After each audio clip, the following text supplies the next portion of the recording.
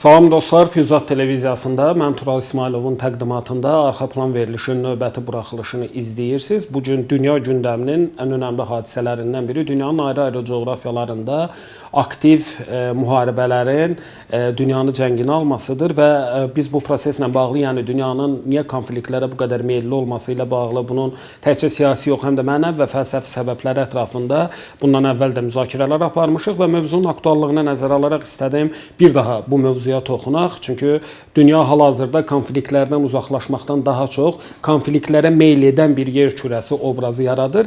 Bu və digər məsələlər ətrafında danışacağıq. Studiyamızın qonağı Sosial Tədqiqatlar Mərkəzinin mətbuat xidmətinin rəhbəri tədqiqatçı Əziz Əlibəylidir. Əziz bəy, xoş gəlmisiniz.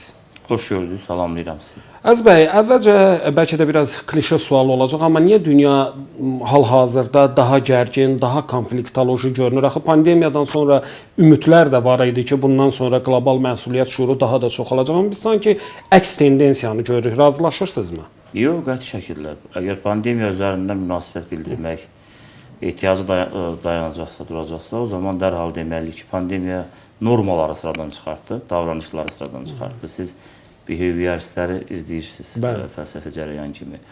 Davranışlar nəticəsində meydana çıxan münasibətlər sistemini qiymətləndirir. Necə ki, 20-ci əsrin əvvəllərində müharibələr və pandemiyalar, məsələn, İspan virusu deyilirdi, təxminən 100 milyon insanın həyatına son qoyubdu.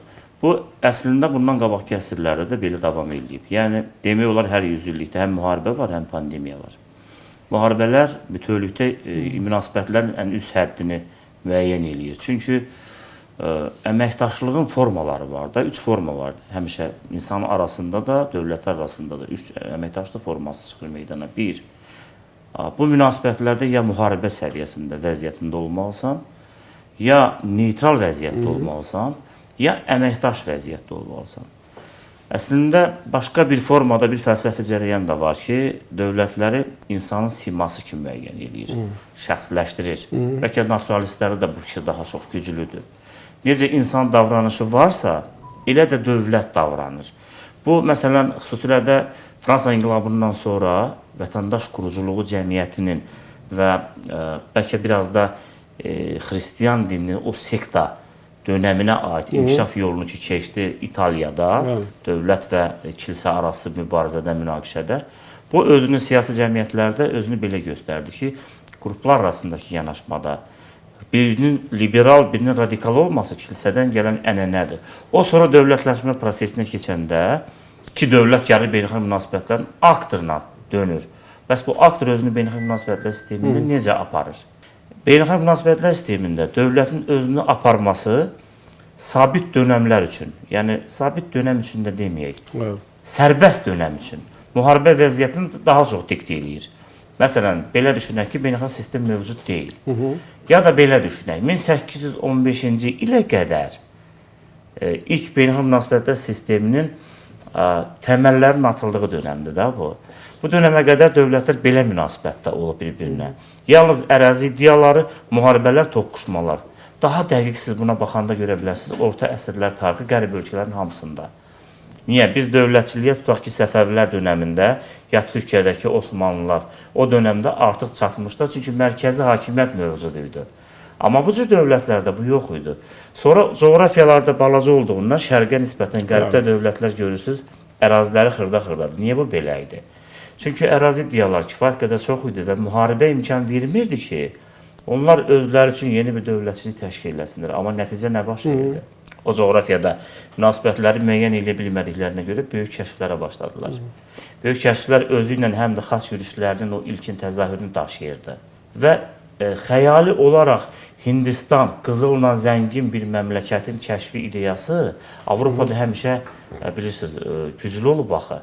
İndi siz həm də yaxşı mütaliə eləyərsiniz, fikir verirsiniz, orta əsrlərin sonraki dönəminə aid bütün elmi, fantastik və bədii ədəbiyyatlarda fikir verirsiniz, macəra ədəbiyyatından gedirsiniz. Hamısında bəlli bir nöqtədə qızıl axtarışı prosesində gedir. Və sonra nə baş verir? Hətta sonuncu Amerikan fəlsəfi dünya görüşündən biraz o solçu da olsa, realizm ənənəsindən gəlsə belə, Jack London'un şimal hekayələrində də bu var. Yaxşı, bəs bunlar dövlətləşəndən sonra özləri necə apardılar? Təsadüfidirmi ki, bütün dünya müharibələrinin, yəni bəlli olan iki dünya müharibəsinin hamısı Avropada baş verdi? Xeyr, təsadüf. Təsadüfi deyil. O baxımdan, bu dönəmlər üçün, sərbəst dönəmlər üçün münasibətlər müharibəni diktə elədi. Neytrallıqlar isə ya coğrafiyanın uzaqlığına görədir, ya bütövlükdə maraqlarınızın təmin olunmasına görədir.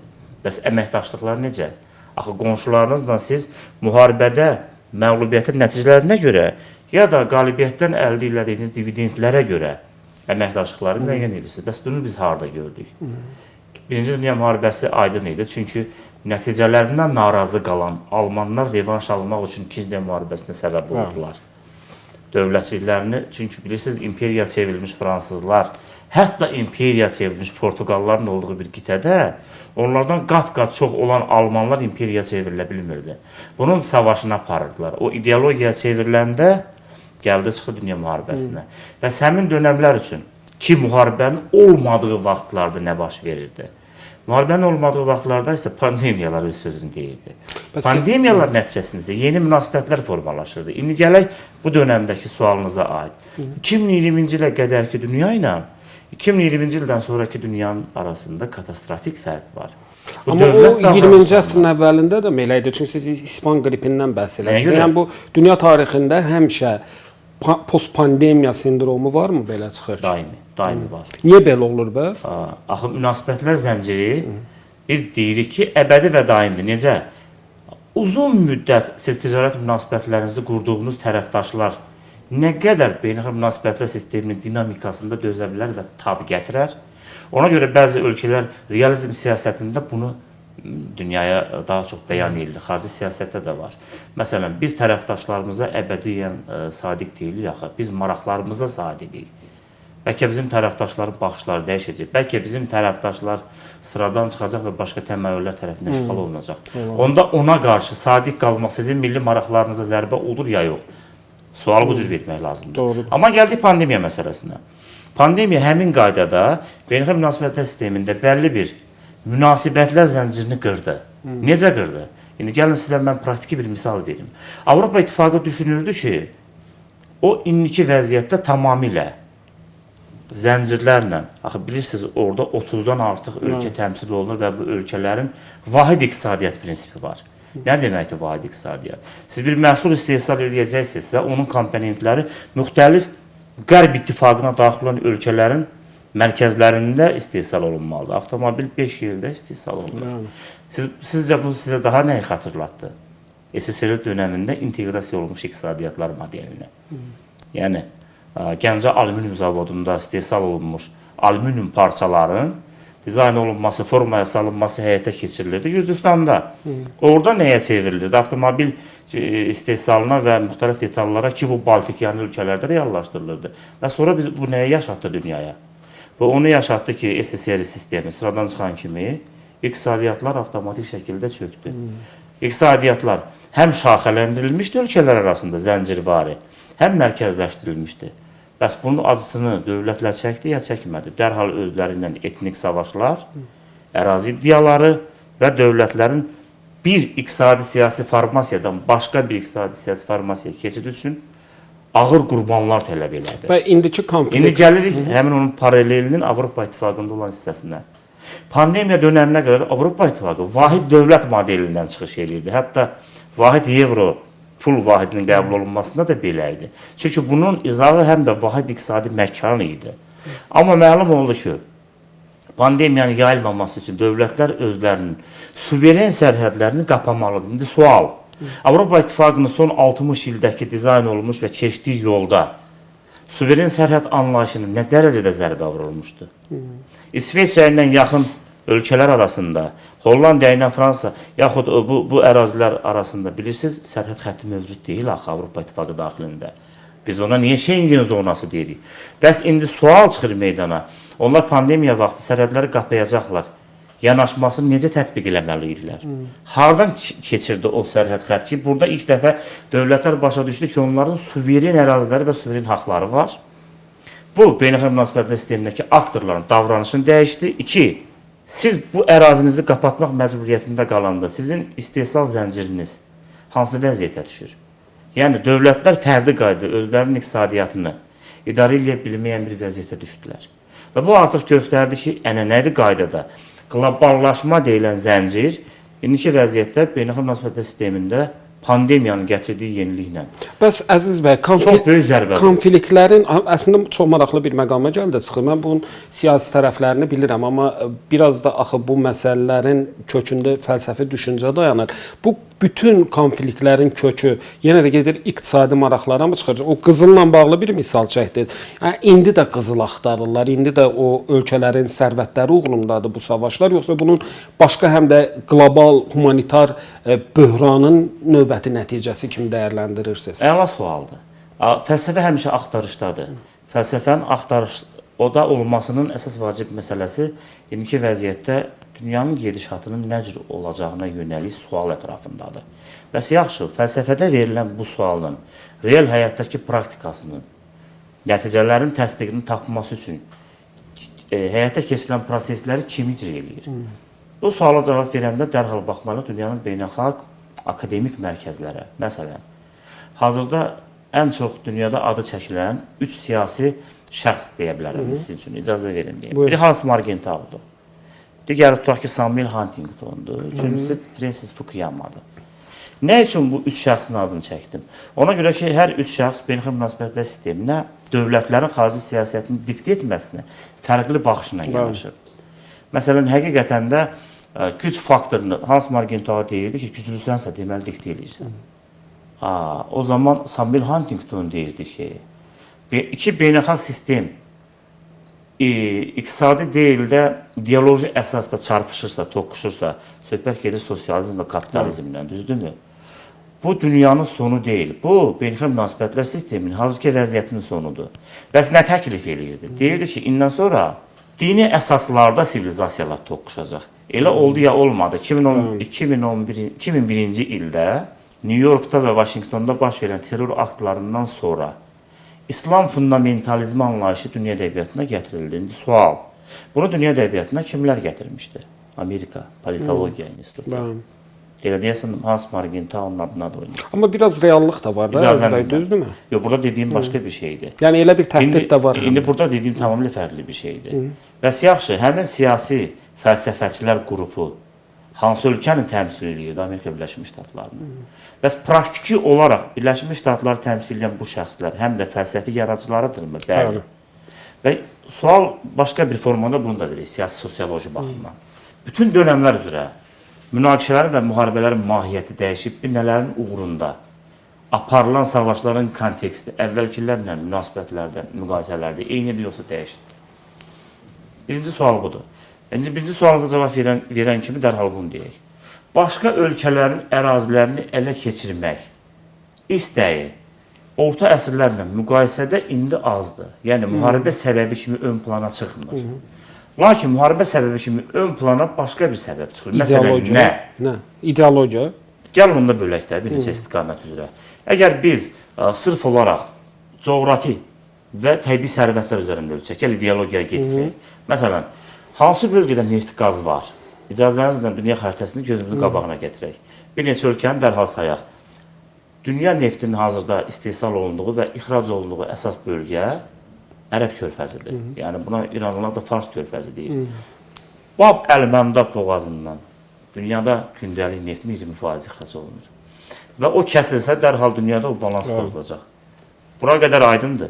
Lakin ikinci sual, bəs bu bölgədə siyasi sabitliyi və hərbi sabitliyi təsbit eləmək mümkün olub ya yox? Olub ya yox? Xeyr. Xeyr. İndi keçirik Latin Amerikası. Ola bilərmi elə burada Venezueladan danışaq? Əlbəttə. Bu özü də bir faktordur. Eynidirmi? Eynidir. Ondan üçüncü bir suala keçək. Afrika ölkələri arasında münaqişələrin sıralanmasında birinci yerdə dayanan səbəb nədir? Ərazi iddialarıdırmı, etnik, dini zəmindədirmi, yoxsa bir dənə faktordur? Onun adı sudur. Su faktorudur. Təbii səbəb. Məsələn, icazə verin baxaq. Misirlə Efiopiya arasında Asuan bənd üzərində baş verənlər.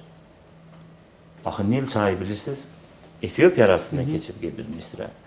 Bəs onun üzərində tikilən böyük su ambarları Misirin daxili siyasi həyatını və sabitliyini təhdid eləmir. İkinci məsələ, Ermənistandan Azərbaycana keçən su tutarlarındakı vəziyyət necədir? həm Azərbaycan su ehtiyatlarının təxminən 20%-nin çoxsu işğal altındaydı, plus indi Azərbaycana keçən Oxçu çayı daxil olmaqla bir neçə çay və Araz çayı da üzərinə gələndə ora müxtəlif zərərli məhsulların atılması davam edir ya eləmir. Ekosid, ekoterror filan məsələlər. Bu, məsələn, bir su üzərindən dedim. Amma maraqlı məqam nədir? 2050-ci ildə dünyada su savaşlarının hiper nöqtəyə çatacağı gözlənilir və dünyada 2030-da və bu reallıqdır. Və dünyanın əhalisinin 50%-i susuzluqdan əziyyət çəkəcək. Deməli, icazə verin onda Morgan Dixterin burada bir nəzəriyyəsini də gətirək. Bu nəzəriyyəçi bilavasitə dünyada iqlim dəyişmələri üzrə nəzəriyyəçidir. Məsələn, 3 ilə qədər bir iqlim dəyişikliyi yox, ətraf mühitin istiləşməsi problemini qoyurduq. Amma məlum oldu ki, indi Səudiyyə Ərəbistanına qar yağır, müxtəlif ərəb ölkələrində də yağış yağır. Bəs onda bu ənənəvi baxış pozulur ya pozulmur? Təbii. Deməli, qəbul olunan anlayış dünyada iqlim istiləşməsi deyil, iqlim dəyişikliyidir. Amma Əziz bəy, bax bütün bunlar mən xahiş edirəm, elə bax bu sualdan davam edelim. Bu elə bax mənim dediyim məsələdə biz qlobal məsuliyyət onda hardadır? Bax siz də vurğuladınız ki, və bu reallıqdır da, spekulyasiya deyil ki, doğrudan hidro müharibələr baş verəcək, gələcəkdə iqlim böhranı çox ciddidir və Bakıda COP29-da da biz bunu gördük. Bəs onda əksinə konfliktlər azalmalı deyil. Mən bax siyasi və iqtisadi səbəblər aydındır. Mən bunun biraz o bax fəlsəfi, mənəvi tərəflərini düşünmək istəyirəm ki, bu siyasət qərarvericiləri bu qədərmi məsuliyyətsizdir, yəni dünya üzrə? Bütövlükdə fəlsəfədə dedüksiya və indüksiya anlayışları var. Bu siyasətdə daha çox tətbiq olunur. Məsələn, problemi həll etmək üçün deyir ki, gəlin induktiv yanaşmalar tətbiq edilir. Necə? Bir problemin həllində 2 aktor adətən çıxış eləyir. 3-cü aktor baş verərsə, biz necə sülh müqaviləsi bağlaya bilmirik yanaşmasını gəl tətbiq edilir. Çünki niyə? Əgər bunu Rusiyada bağlasaq, o zaman Ermənistanda müxtəlif adamlar buna etiraz edəcək. Deyəcəklər ki, burada Rusiyanın maraqları var. Biz bunu Qərbdə bağlasaq necə? Axı Birləşmiş Ştatlar da burada təmsil olunmaq istəyir. Deməli, bu deduktiv yanaşmaya doğru gedir. Necə ki, biz bunu yaşadıq ATƏT Minsk qrupunun problemi yanaşma həllində. Necə idi? Çünki ATƏT üzvü olan 53 plus 2 ölkə, 55 ölkə. Bunların arasında problemə yönəlir. Mövqe qoyanda bir ölkənin səsi həlledici olur. Əgər bir ölkənin səsi ümumi qərarın qəbul olunmasına izin vermirsə, o zaman hansı beynəlxalq və yaxud da regional nizama töhfə vermək mümkün olacaq bu gedişatda. Bəli. İkinci bir məsələ çıxır meydana. Sualınızın bu hissəsini xahiş edim, təkrar edeyim. Yəni əsas məqam odur ki, bütün bu sadaladığınız məqamlar, bunlar konfliktləri dərinləşdirir. İndi əslində axı qlobal məsuliyyət vahid yer çəkir. Çünki əgər hidro, bax, söylədiyiniz hamısı böyük fəlakətlərdir. Bəzən siyasət burada çarəsiz qala bilər. Su qıtlığı gələcəyə gözləyən təhdiddir, iqlim böhranı gələcəyin təhdididir. Əksinə, qlobal həmrəylik və məsuliyyət şuuru daha da güclənməli deyilmi? Amma görürük ki, hər yerdə bax sizin dediyiniz bayaqdan sadaladığınız problemlər və adını çəkdiyiniz o Fukuyamanın da dediyi kimi tarix elə bir ki, reqressiya eləyir, geriyə gedir. Heç bir halda qəbul eləmədiyim beynəlxalq həmrəylik anlayışı var.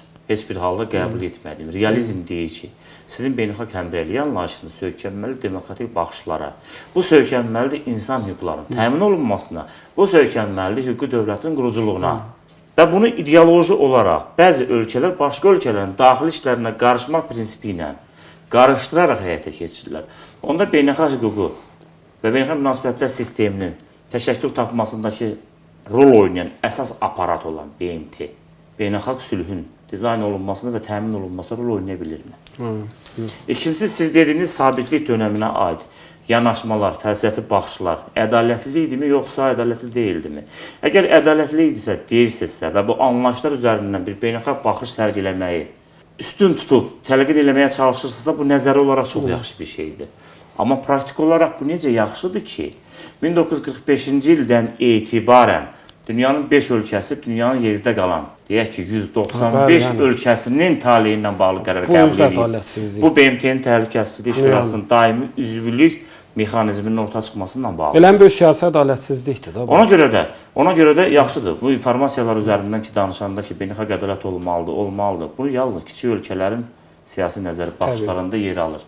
Böyük ölkələrini görmürsünüzmü hansısa beynəlxalq ədalətdən danışır, amma addım atmır. Əksinə, beynəlxalq ədalətdən danışıb başqa ölkələrin daxili işlərinə müdaxilə edir. Təşəkkür edirəm Əziz bəy. Çox maraqlı və əhatəli müzakirə üçün. Xatırladım ki, bu gün arxa planda mənim qonağım tədqiqatçı, analitik Əziz Əlibəyli idi. Biz konfliktlərin fəlsəfi, mənəvi səbəblərinə toxunduq və əslində doğrudan da qonağımızın da söylədiyi kimi məntiqlə düşünəndə yaxın 50 il bütün yer kürəsi üçün çox ciddi təbii fəlakətlərlə bağlı siqnallar var. İqlim böhranı get-gedə dərinləşir və buna qarşı təəssüflər olsun ki, qlobal həmrəylik gücləndirmə yerinə qlobal parçalanmanın daha da dərinləşdiyini görürük. Sağ olun, salamat qalın.